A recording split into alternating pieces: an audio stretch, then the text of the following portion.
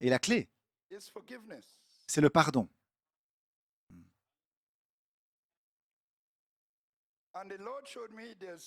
Et le Seigneur m'a montré qu'il y a un grand démon, une grande principauté qui se tient sur le chemin de ceci. Amen. Le pardon.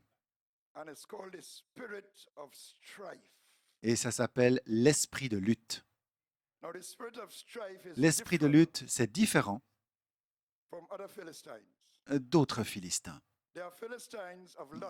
Il y a des Philistins de convoitise, c'est les Philistins avec lesquels vous devez traiter devant le Seigneur. Il y a des esprits de jalousie, c'est un esprit personnel, vous devez, amen, traiter de cela devant le Seigneur. Et il y a toute cette colère et toutes ces autres choses, ces rancœurs que vous avez contre quelqu'un, toutes ces choses qui restent depuis des années. Mais l'esprit de lutte opère ainsi.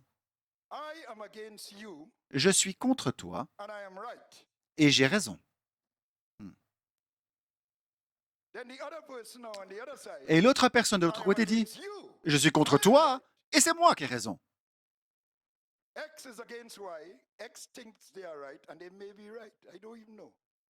Peut-être qu'il y en a un qui a raison, l'autre qui a raison. Peut-être c'est X qui a raison, Y qui a raison, les deux ont raison, X ou Y. Mais ils insistent. Et tout ce qu'ils veulent, c'est avoir raison. Et ça, cet esprit de lutte qui opère dans ce monde, où un homme veut attraper le job de l'autre et puis le dépasser et puis essayer de l'avoir comme ça pour se débarrasser de lui. Un esprit de lutte. Mais c'est un esprit. Ce n'est pas vous, j'ai raison, tu as raison. Peut-être bien, mais c'est un esprit. Et le seul chemin pour vaincre cet esprit, c'est au travers du pardon. Laissez tomber les rancœurs.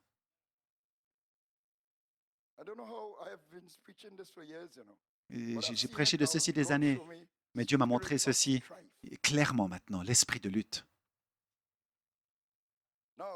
Maintenant, Frère Coleman, un cas avec deux sœurs qui étaient l'une contre l'autre. L'autre pensait qu'elle avait raison et l'autre avait tort. L'autre pensait qu'elle avait raison et que l'autre avait tort.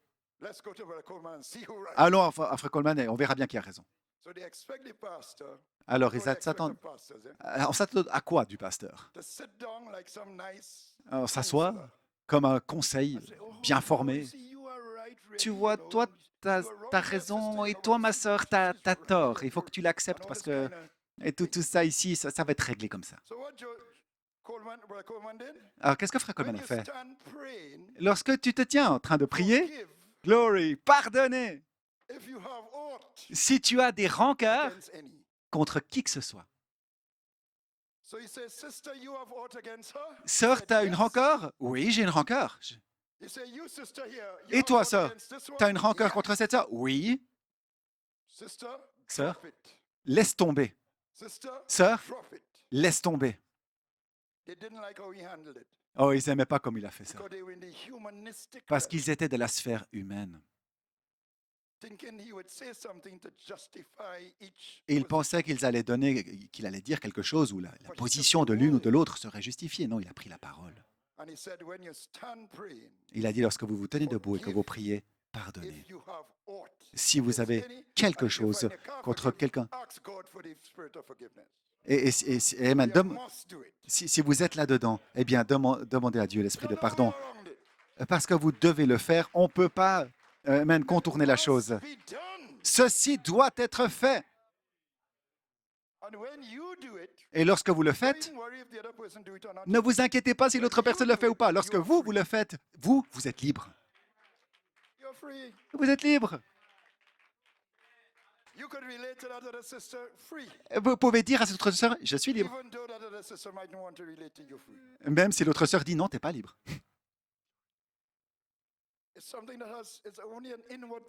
C'est une chose intérieure qui doit être faite. Et il faut traverser, c'est la seule façon.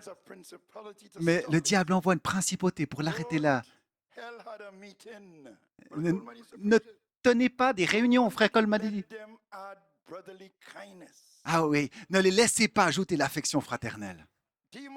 Démons, faites ce que vous voulez, mais ne permettez pas qu'ils se pardonnent mutuellement.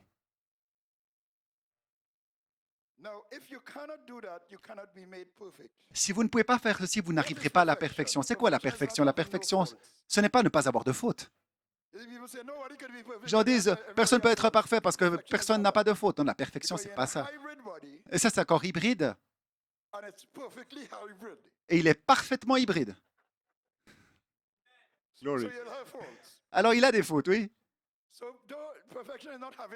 La perfection n'est pas le fait d'avoir pas de faute. Hein?